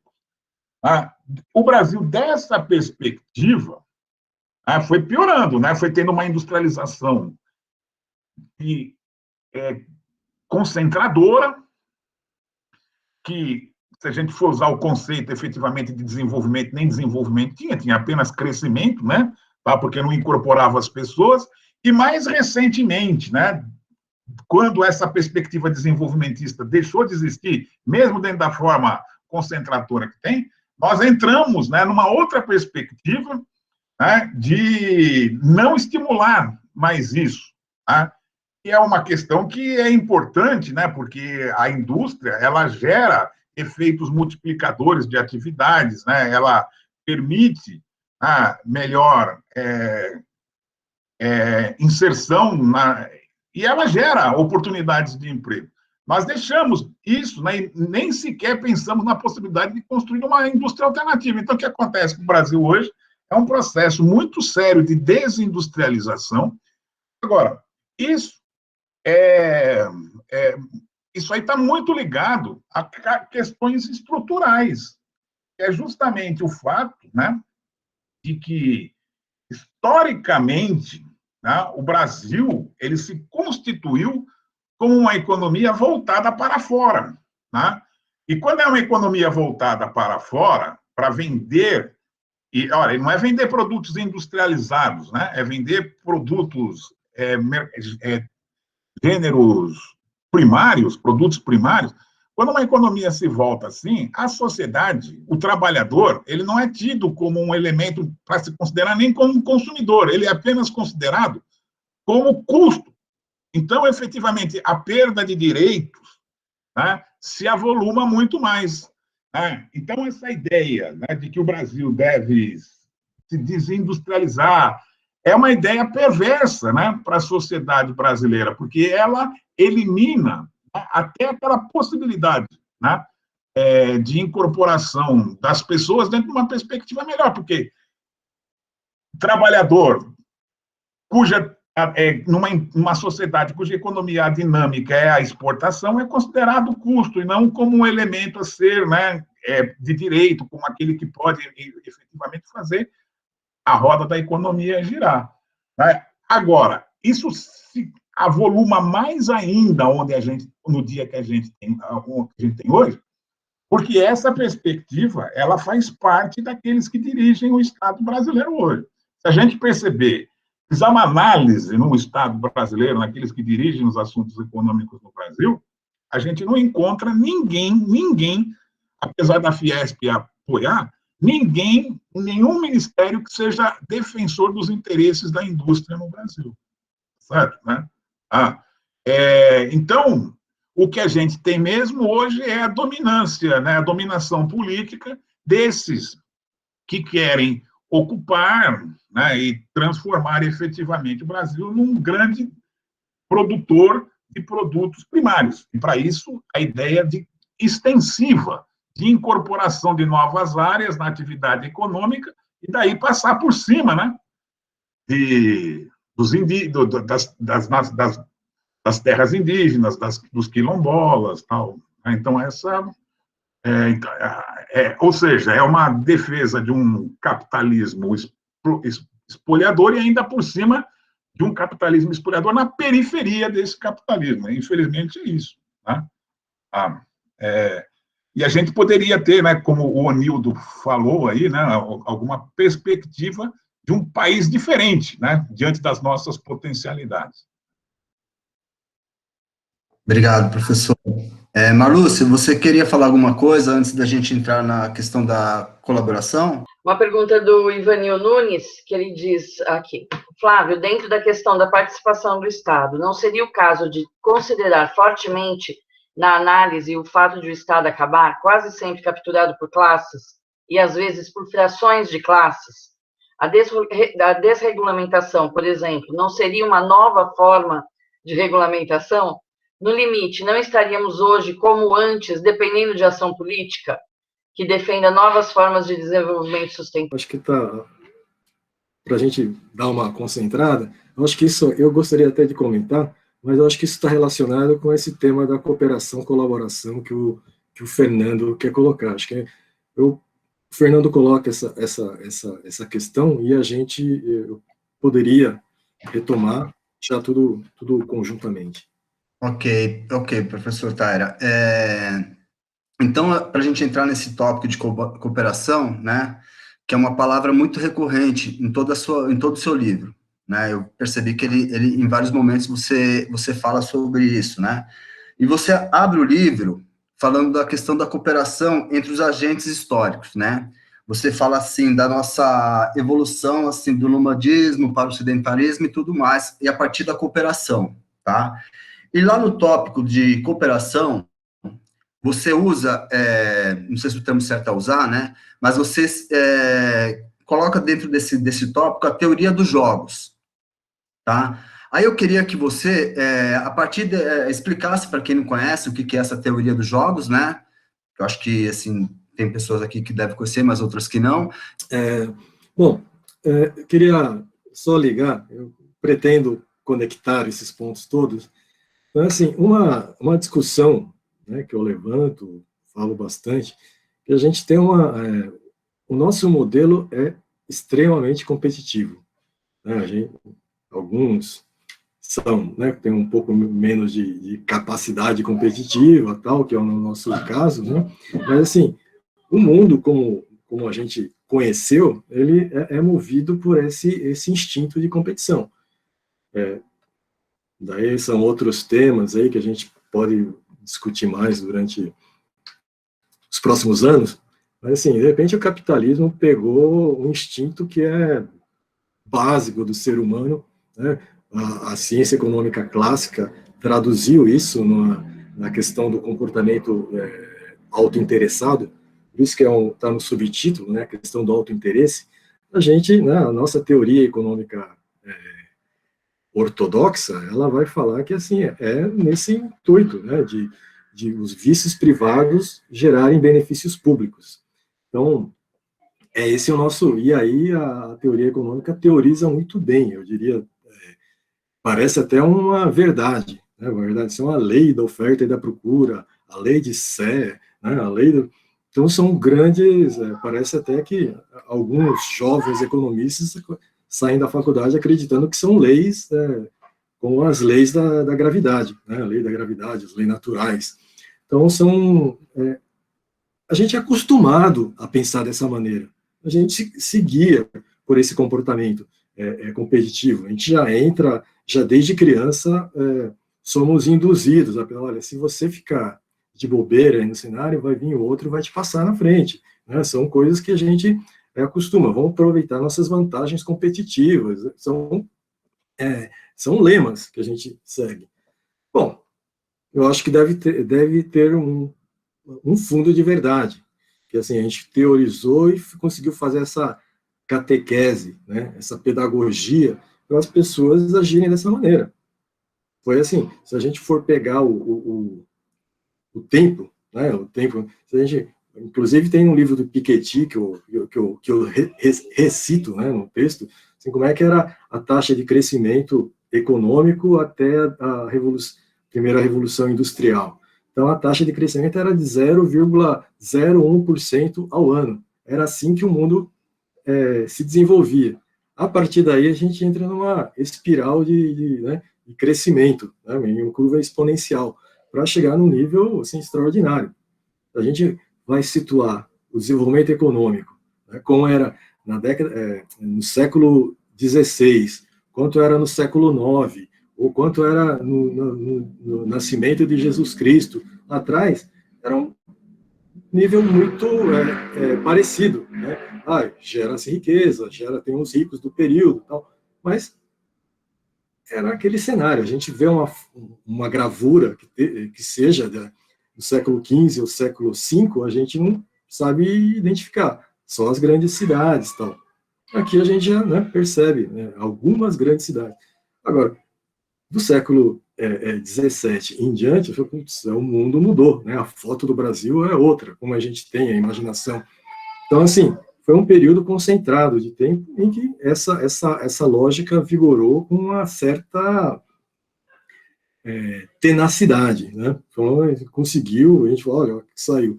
Hoje a gente tem uns bilionários vão fazer uma viagem para Marte, vão fazer viagem espacial. São as coisas impensáveis há alguns poucos. Bom, isso tudo para falar. Bom, então a gente concentrou a gente vive aí nos últimos 300 anos uma lógica específica de crescimento econômico. Isso é fomentado por uma ideologia de crescimento econômico. A gente cresce e é induzido a sempre pensar dessa maneira. E gerou algumas condições melhores. Pelas condições internas, a gente vai ver que não está distribuindo muito bem. Então, é uma crise interna que isso pode levar. A gente, né, saiu de uma população estável, estabilidade de 200 milhões de pessoas e levou para quase 8 bilhões. Então, é uma multiplicação muito grande. Isso causa uma série de pressões sobre o sistema. Bom, e como a gente vai pensar? A gente pensa, olha, não é abandonar o crescimento, todas as benesses tecnológicas, o que a gente conseguiu, que a gente como civilização conquistou nos últimos... Mas agora a gente tem um conhecimento embarcado nisso, né? A gente não quer dizer que vai ser perdido. Agora, esse esforço todo, que a gente continua fomentando, tem que pegar um sentido diferente. Falar assim, agora, como é que a gente vai fazer para atender essas pessoas? Como é que a gente vai conseguir atender, né, as condições do planeta, a tecnologia pensada, né, o conhecimento pensado para isso. E, assim, uma questão fundamental é exatamente as pessoas, né, ao invés de competir, começarem a cooperarem mais entre si, né? A teoria dos jogos, falando assim, tem uns exemplos clássicos do dilema do prisioneiro, que, assim, as pessoas, em primeira instância, a gente tende a dizer, eu vou tirar vantagem dessa situação, simplesmente, assim, sem contar. E a gente vai pensando, toda vez a gente fala, olha, jogada aqui, eu não posso fazer nada. Então eu vou entrar dura na dividida. Simplesmente assim, não vamos deixar o outro ficar com a bola. Simplesmente esse é o nosso espírito. Agora a gente precisa começar a pensar no sentido assim, não é uma jogada única. A gente ficar pensando sempre, olha, você pode até ceder um pouco, né, diminuir um pouco suas pretensões aqui, mas nas jogadas repetitivas, existe uma possibilidade de que seja um jogo acima, né, uma soma não zero, né, que assim, a gente perde ou ganha. Na verdade, a teoria dos jogos é uma coisa interessante, eles fizeram um sistema, isso tem um teórico que eu cito aí, o Robert Axelrod, então ele vai falar um pouco disso aqui, fala assim, mas fizeram um sistema lá, um programinha de computador para driblar essas questões do curto prazo. Daí eles descobriram, lá foram um monte de caras aí para fazer programinhas, tá vendo? Olha, no começo ele entra nas divididas rachando em todas. Né? Depois ele fala, se eu cooperar, vai ser melhor do que eu simplesmente lucrar e trair, né? Que é o termo que ele usa. Então, assim, ao final de 200 rodadas sucessivas, ele vai descobrir, olha, a melhor estratégia realmente é essa. A gente pensar, a vida não acaba agora, né? A gente tem hora que a gente ganha, tem hora que a gente perde, e a gente fala assim, se a gente criar todos inimigos, né, todo mundo é adversário seu, a gente não é um bom parâmetro de vida, né? Às vezes a gente está em uma relação profissional, uma relação aí de acadêmica, então, vamos ceder um pouco, depois assim, as pessoas reconhecerem que a gente cede, né? contribui um pouco mais. O que a gente vai tocar agora do seu livro, ele é diretamente ligado a isso que você está falando, tá? Então, eu queria aproveitar, peço desculpas novamente por te interromper, para a gente ir para o próximo tópico, que é que você fala sobre pedagogia da sustentabilidade, tá? Que é um pouco disso que você já está falando aí. Então, assim, eu vou ler a citação que você colocou no livro, tá? Aí eu queria que você, por favor, pudesse nos explicar um pouco mais sobre isso, e se o professor Júlio também pudesse dar a visão dele de historiador, que eu acho que é interessante também, tá? Eu vou ler aqui agora, eu peço licença para vocês, e a partir dessa leitura a gente conversa, tá? É uma citação do cientista Carl Sagan, de 2006. Ele diz o seguinte, abro aspas: um extraterrestre, recém-chegado à Terra, examinando o que em geral apresentamos às nossas crianças na televisão, no rádio, no cinema, nos jornais, nas revistas, nas histórias em quadrinhos e em muitos livros, poderia facilmente concluir que fazemos questão de lhes ensinar assassinatos, estupros, crueldade, superstições, credulidade e consumismo. Continuamos a seguir esse padrão e, pelas constantes repetições, muitas das crianças acabam aprendendo essas coisas. Que tipo de sociedade não poderíamos criar se, em vez disso, lhes incutíssemos a ciência e um sentimento de esperança? Fecho aspas.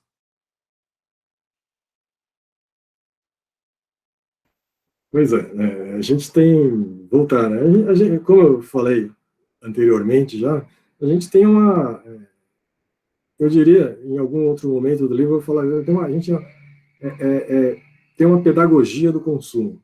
A gente é treinado para agir uma pedagogia do consumo, uma pedagogia da competição, é uma pedagogia, né, que torna essas características aí mais relevantes. Então, assim, o que o Carl Sagan vai lá falar, pô, mas é que tem um monte de situações aí que a gente não deveria incluir, né, na educação das pessoas, tornar isso assim o mais. Mas essas coisas, que é um absurdo, assim, mas faz parte disso que eu estava comentando aí.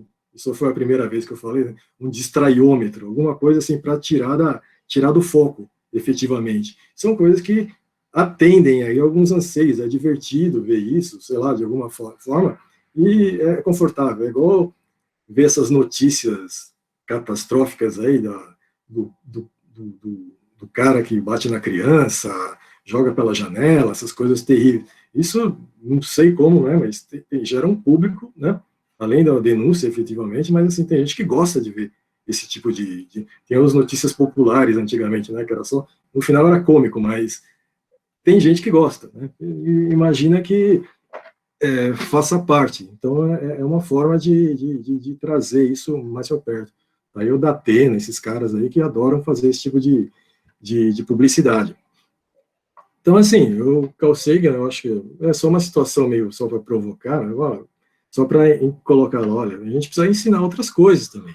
Colocar outras formas de comportamento, induzir mesmo, né? Eu falei assim, tem que jogar até.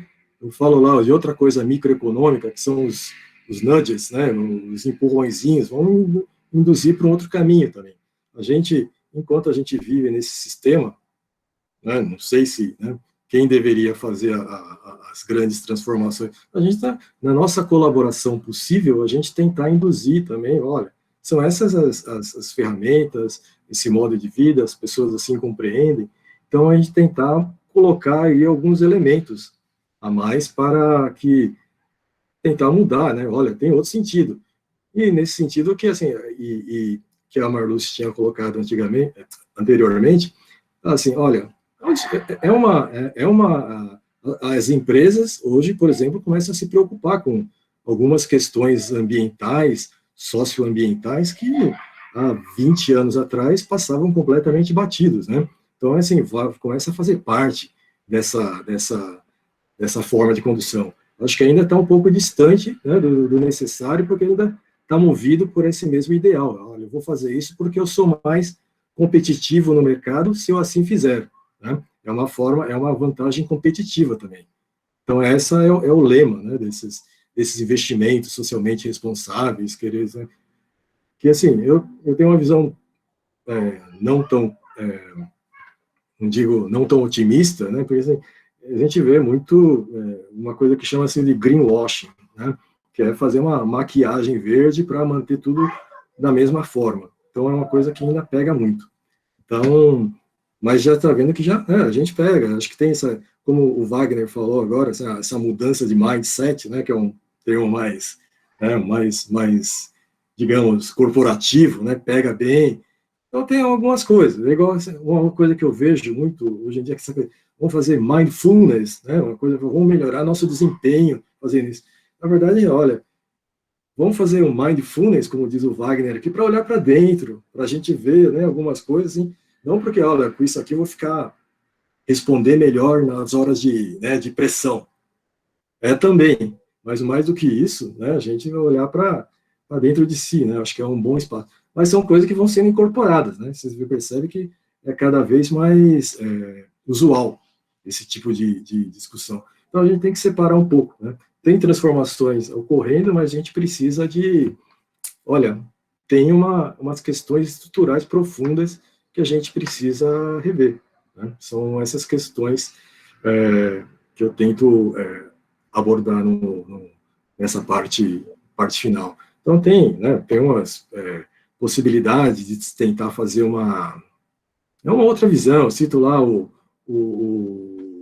Thoreau, né, falar do Walden, né, olha, você pode viver com menos, pode ter, mas é um maluco americano lá do século XIX, né, tentar fazer essa outra visão. Ainda existem, o Júlio citou aqui os hippies em 68, então, é uma crítica a tudo isso. Só que, assim, mais do que uma crítica, olha, a gente precisa prestar atenção nisso, né, prestar atenção, né, a gente às vezes não precisa de tanto, né, não precisa ser tão acumulador, como disse a Marluce, né, esse distúrbio psicótico que tem psicótico, né, uma coisa assim, que tem na cabeça desse cara, de acumular e não deixar espaço. Mas é uma cultura, né? Então, finalizando assim, então tem uns eixos aí que eu tentei deixar mais ou menos explícito, que assim, tem uma parte que é ciência, né, que é o conhecimento que a gente deve ter, a questão da política, né, o poder, a política, como induzir, né, como entender esse processo, tentar induzir a possíveis transformações, que não é fácil, evidentemente, é uma questão complexa, é isso que o Ivanil está colocando, como é que você vai influenciar se o negócio está todo dominado? Né? Então, a gente é só refém, a gente é passageiro do ônibus, né, um ônibus desgovernado, que não sabe se vai ter estrada daqui a 2 quilômetros, vai estar correndo. É mais ou menos uma metáfora aqui do que a gente vive. A gente é tudo passageiro. O motorista é um maluco, não sabe para onde está indo. Tá? E assim, essa é uma parte. Como é que vai interferir e falar dos rumos? Chegar a falar para ele e falar, olha, tem que diminuir a velocidade e tem que entrar num caminho que não vai levar aquela pirambeira ali no final. E, fundamentalmente, o terceiro eixo, que eu chamo, é uma questão cultural. Né? É a cultura. A gente está treinado para fazer isso. A gente é treinado para se comportar dessa maneira. Né? Eu não estou falando que fazer apologia. Né? Assim, a minha vida também foi assim, eu corro de um lado, já corri mais. Era um desespero, né? De querer ter carreira acadêmica, ter carreira no mercado, né, fazendo isso aqui, estava dando satisfações aí para não sei quem. Talvez lá no fundo, lá internamente, a gente está querendo provocar isso aí. Aí a gente, chegar a uma certa época aí, vamos refletir um pouco, olha, a gente tem que cuidar um pouco do jardim, né, com o candinho lá, a gente vai lá, vamos dar um tempo para as coisas, dar esse tempo para pensar, a gente pensar. E não é só uma questão pessoal, como era do Walden. Olha, tem uma pressão que é interna do capital e é também externa pelos recursos naturais. Então a gente tem que pensar mesmo, sabe? Só que a gente está treinado a pensar de outra maneira. Eu só pensei o seguinte, se caberia um questionamento, quando você estava falando, né? Eu entendi que a gente está falando sobre uma possível mudança de comportamento de massa, né? E E aí, quando a gente fala, né, em, poxa, olhar mais para dentro e tudo que pode vir, né, advir disso, de um comportamento, né, um pouco mais de autoconhecimento e introspecção, eu só me leva muito a uma outra questão que eu acho muito premente, assim, que é que a gente está vivendo, por exemplo, a gente tem uma cultura, né, no Brasil muito sexista, né, uma valorização extrema, assim, né, da sexualidade, e isso eu acredito que exista muito vinculado à questão da pobreza, né, assim, como não existe, né, educação, não existe recursos, não existe entretenimento, não existe estrutura familiar, social, nada, né? Fica tudo muito sem muito controle no sentido assim de familiar, né? Criança no lugar de criança, essas coisas todas. A reprodução do noticiário com violência extrema, né? Essa coisa brutalizada, na verdade uma reprodução da realidade, né? Assim, todos os dias, né, acontecem crianças serem espancadas, a gente sabe. Esse caso ganhou repercussão. Eu penso assim, essa mudança de comportamento de massa, que a gente está se referindo aqui numa série de camadas, né, de aspectos, não teria que passar primeiro pela questão pela questão econômica, acesso à educação, para as pessoas, primeiro, desenvolverem um pouquinho mais o intelecto? Assim. Até comentando um pouco a questão que foi lida, né, aqui pelo Luiz Fernando, e que tem a ver com o que o Flávio falou, e a questão colocada pela Denise, é interessante a gente observar o seguinte, né, a questão da proeminência masculina é uma questão que tem muita vinculação com a questão do capitalismo. É lógico, com as outras sociedades anteriores, porque tem muito a ver também, né, logicamente, com a ideia da propriedade, até relacionando com outra questão que foi feita. Mas no capitalismo, inclusive, essa questão, ela ganha uma dimensão importante, porque, em tese, né, o universo masculino era o universo da produção, de certa maneira, e a mulher, na divisão sexual do trabalho, ficava com o universo da casa, da reprodução, vamos dizer assim, né, da manutenção da vida. Então, no universo da produção, a ideia da racionalidade, que envolve a ideia da neutralidade afetiva, a ideia do distanciamento, foi embutido na cabeça dos seres humanos pelo processo de educação, dentro dessa perspectiva. Tanto que o ser humano masculino sente vergonha de ir no cinema e chorar, por exemplo, né? Coisa que não acontece, né, com o ser humano feminino. Então, essa característica é uma característica fruto da educação. E, logicamente, que a proeminência feminina, a ideia do empoderamento feminino, vem no sentido de combater um dos pilares efetivos dessa sociedade, certo? É justamente esse elemento.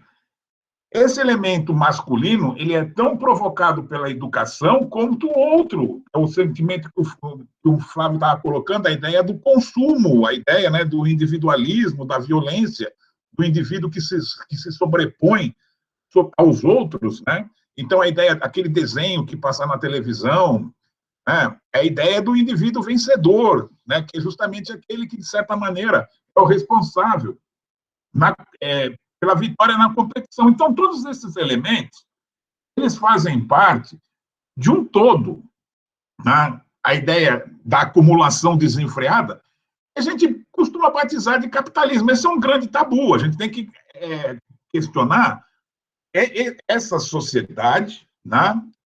Porque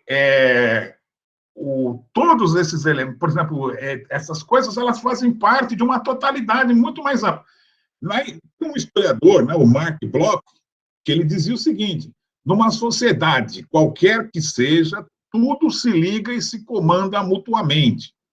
a economia, a política, a cultura e até mesmo as manifestações mais elementares da mentalidade. Então, a educação, os valores, né, eles estão associados à ideia da propriedade, né, intocável, são valores associados a esse tipo de sociedade. A própria ideia de competição, então a ideia de cooperação, né, a ideia da superação dessas relações hierárquicas, passa por uma transformação nessa sociedade. Agora, qual é o grau dessa transformação? Qual a profundidade? Isso a gente não sabe, nem tem como prever. Isso é somente dentro do processo histórico. Então, nesse sentido, né, como você colocou a questão do empoderamento feminino, o Flávio, né, no texto dele, aqui mesmo falou dessa questão de uma outra forma de consciência, de uma consciência que não seja para o consumo, para a violência ou para o individualismo, passa também na transformação, né, dos interesses que norteiam a sociedade. A sociedade capitalista é uma sociedade que se baseia no individualismo, que se baseia na acumulação, né, individual, na ideia que a propriedade é um prêmio por essa... Então, passa por um questionamento das bases que constituem essa sociedade. Tá? Agora, esse que é o grande problema, porque toda hora que a gente fala que tem que questionar o capitalismo, fala que nós estamos propondo uma revolução violenta de tomada do poder. As questões não passam necessariamente por aí. Passam por mudanças, né, de valores que vão significar uma forma diferente daquela que nós estamos vivendo, porque essa que a gente está vivendo agora, ela coloca o planeta em risco, a sociedade em risco, pelo consumo desenfreado de recursos naturais, e ainda por cima, dentro de uma perspectiva hierarquizante, que separa homens e mulheres, excludentes, porque não inclui uma parte significativa da sociedade. E olha a significativa disso, nos benefícios, né? E ainda dos benefícios daquilo, da produção material, ainda coloca riscos também do ponto de vista, né? Exclui, provoca desigualdades, que são desigualdades não só sociais, mas regionais, de gênero, raciais. Então, todos esses elementos devem ser questionados. Agora, para isso, né, precisa de uma mobilização social que tem que se expressar, né, dentro também da capacidade na disputa social de colocar esses valores. Então, nós aqui, que, de certa maneira, temos formas de veicular nossas ideias, né, seja pela prática da educação, né, de colocar, incutir esses valores, porque os outros valores, eles são colocados, né, pelos diferentes meios de difusão ideológica que a gente tem. Tá? Eu tenho um minuto? Sim, sim. Tá, por favor. Essa colocação, essas duas últimas colocações, e a anterior também, do Wagner, falando lá da cooperação e também dos jogos, né? Da teoria dos jogos no livro, a gente, se for reparar, estão me ouvindo bem? Sim. Se a gente for reparar, o livro é fantástico, né? Não tem nem dúvida. O Capital Suicida, do professor, é fantástico, profundo, né, pertinente. E ele é um livro que eles chamam avant lettre, é um livro de antecipação, porque ele é de novembro de 2019, e a pandemia chega quase nesse período, mas um pouquinho depois, fevereiro. Então, ele é uma obra avant lettre, é uma obra de antecipação. Eu ouvindo falar sobre a cooperação, quando atingiu o ponto alto aí da discussão, claro que toda a relevância da questão econômica, social, quando chegou na cooperação, na teoria dos jogos, estava no ápice da plateia também, né? 22 pessoas, 20 pessoas. Essa obra, ela é muito profunda, muito pertinente. Considerando essa importância dela, eu vejo assim, agora vem o pós-pandemia, uma segunda edição, pandemia e a conversão do Capital Suicida, trazendo toda essa discussão desse fórum que a gente está tendo aqui, ela disseca o processo, porque essa obra não é uma mensagem na garrafa lançada ao mar para futuras gerações. Ela é super pontual e carrega esse conceito de vir antes da pandemia, trazendo essa preocupação. Ela mereceria uma edição, qualquer que fosse o título. Eu só estou pensando aqui, né? Eu tenho um livro o meu primeiro livro foi indicado pelo MEC para formadores de educação ambiental para todo o país.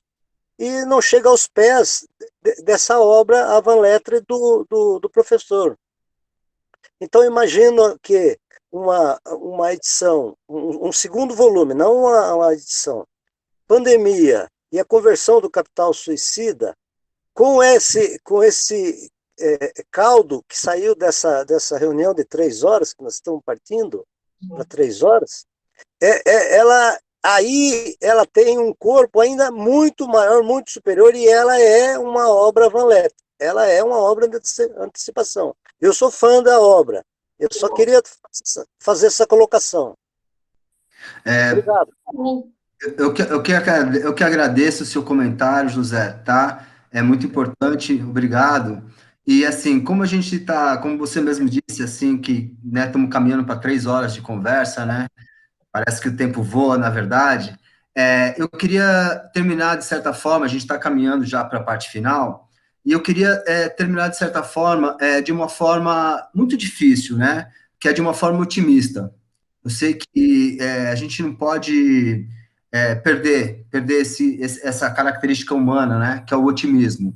Então, lançar pode ser uma pergunta, né? Chamar de pergunta para o professor Flávio e também para o professor Júlio, que assim, diante desse momento de trevas, né, que estamos vivendo, eu queria saber se os senhores enxergam, né, algum tipo de novo sol que pode nos iluminar, porque a gente precisa também de palavras de otimismo, né? Acho que o otimismo que a gente pode ter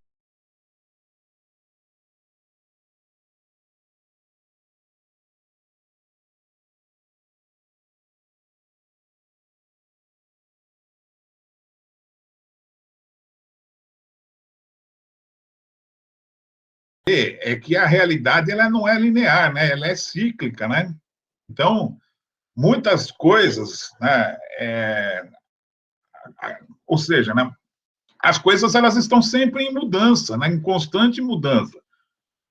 A gente não pode imaginar que aquilo que nós estamos vivendo hoje vai ser eterno, né? É lógico que as coisas elas podem sempre ir para um lado bom, um lado melhor, um lado pior, né? Mas a perspectiva é que nós agora fomos submetidos nós estamos sendo submetidos nesse início do século XXI a uma série de questões que podem efetivamente levar, né, ao maior questionamento dos caminhos que nós tomamos. Mas é sempre muito interessante a gente lembrar, né, nós estamos em 2021, 21 anos de um século, corresponde a 20% desse século, um pouco mais, a 21%, né, desse século, é pouco tempo ainda tem ainda mais 79% para frente. E o século, na mudança do século, se a gente comparar a mudança do século XX para o século XXI do XIX, a gente vivia, né, num momento de profunda pessimismo, por exemplo. Né? A gente é um negócio que já era colocado para a gente a ideia, né, de que poderíamos ter catástrofes, já era colocado, né, a ideia de que o conhecimento, que muitas vezes podia nos levar à liberdade, podia nos levar a uma situação de piora das condições de vida, tá? Como a ideia de que o crescimento, o grande desenvolvimento não tinha gerado inclusão social, a gente estava vendo desemprego, né? Então, essas questões não são novas, elas estavam colocadas lá, elas são colocadas aqui agora, e isso pode levar à necessidade, né, de repensar, de reestabelecer né, novos encaminhamentos. Então, o otimismo está aí, né, de que a gente pode ter, né, e nós temos potencial, né, basta dizer o seguinte, não, a técnica, o conhecimento foi possível de construir vacinas, né, em pouco tempo para enfrentar a pandemia. Então, nós temos condição, nós temos conhecimento para criar uma nova possibilidade de sociabilidade, de relações aqui no mundo. Agora, a gente precisa colocar isso em prática. Então, é essa a questão, né?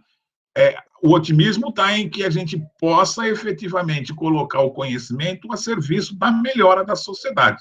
O livro, né, do Flávio é essa questão, estabelecer, né, todo um questionamento, né, do que nós estamos vivendo, mostrando que existem propostas, existem concepções que apresentam, né, uma possibilidade diferente daquela que a gente está vivendo. Essa que é a questão, colocar isso em prática.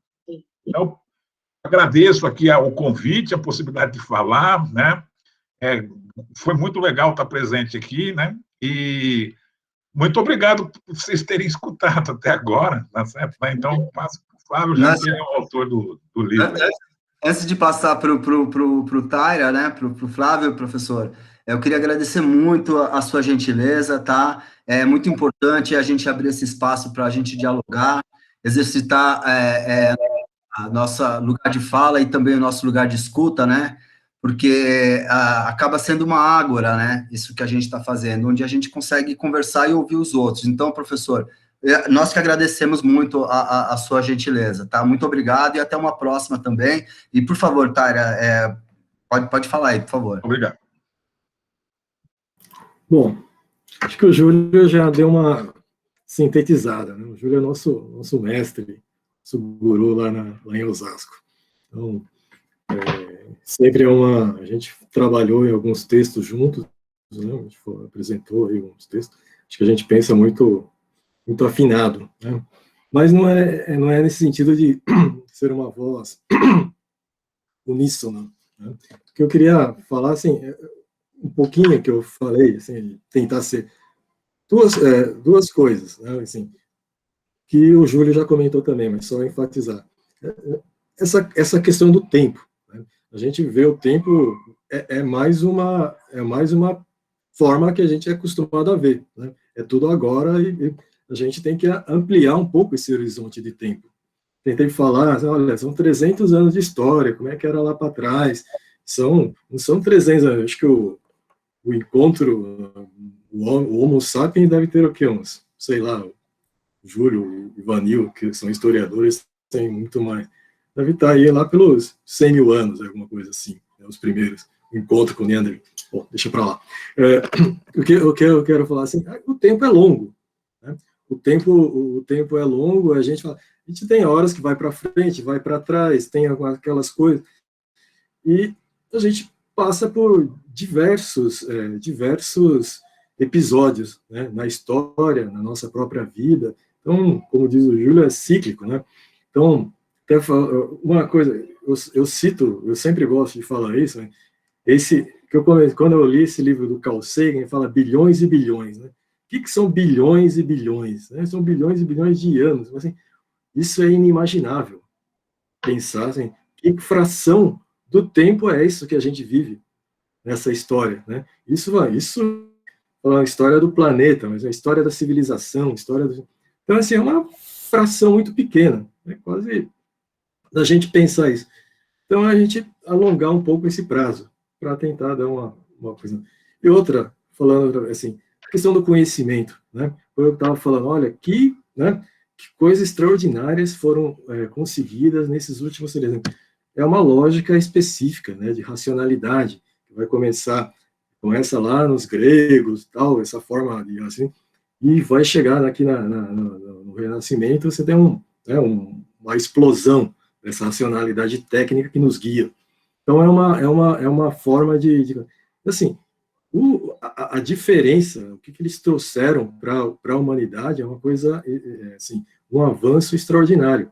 E eu não acho que vai ser desperdiçado. Então, ponto. Agora, esse conhecimento é cada vez mais sofisticado, mais desenvolvido.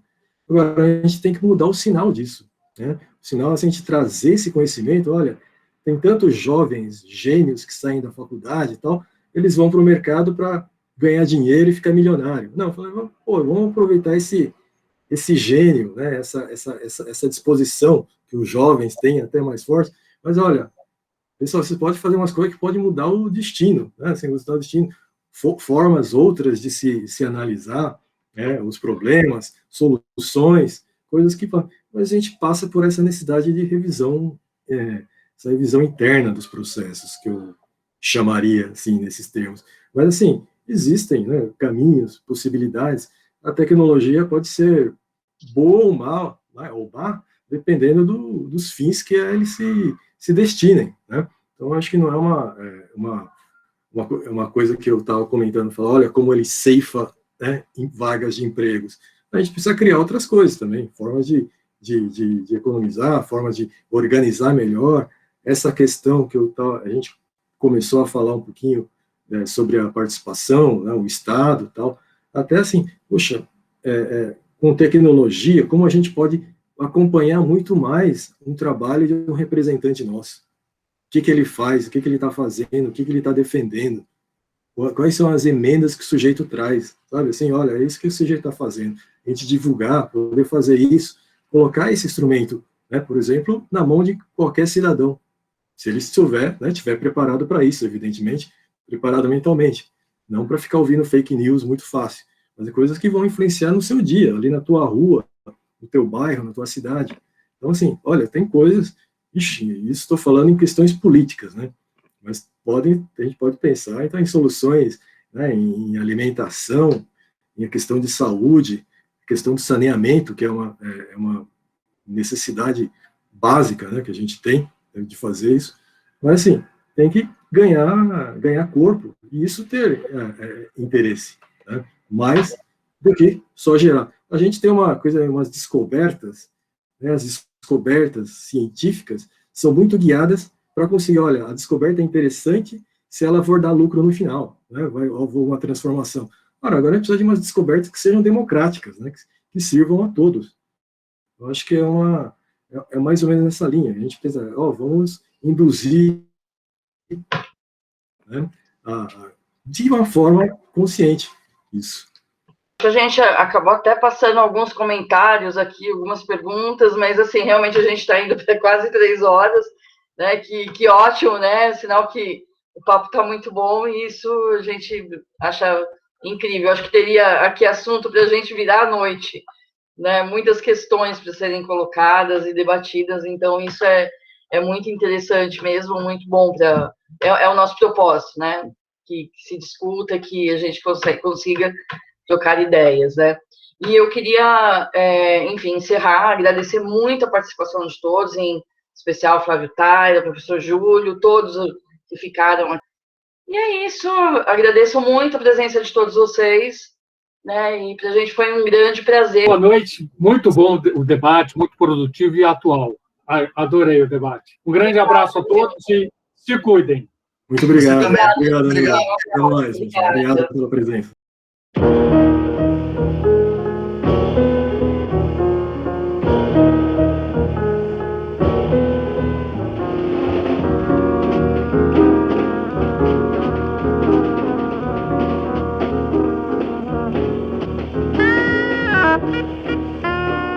Thank you.